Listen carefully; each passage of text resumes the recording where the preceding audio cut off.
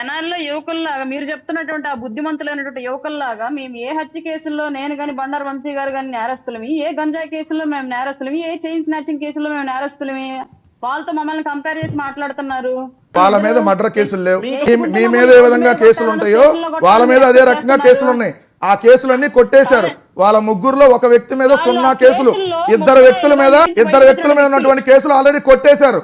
వాళ్ళు గంజాయి బ్యాచ్, మీరు మంచి బ్యాచ్.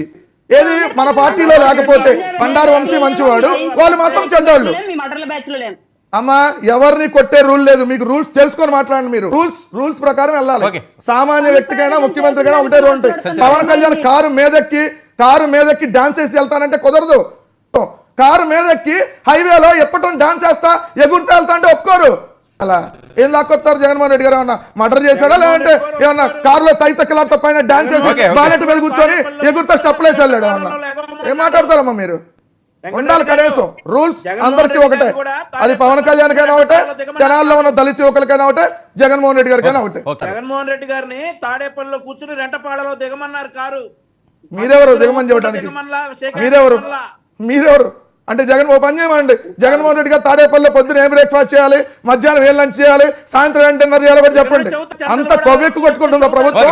కొవ్వు దించుతారులే, సంవత్సరానికి అంత కొవ్వెక్కింది అర్థమవుతుంది మీ ప్రభుత్వానికి. దించుతారు, కంగారు ఏం లేదు.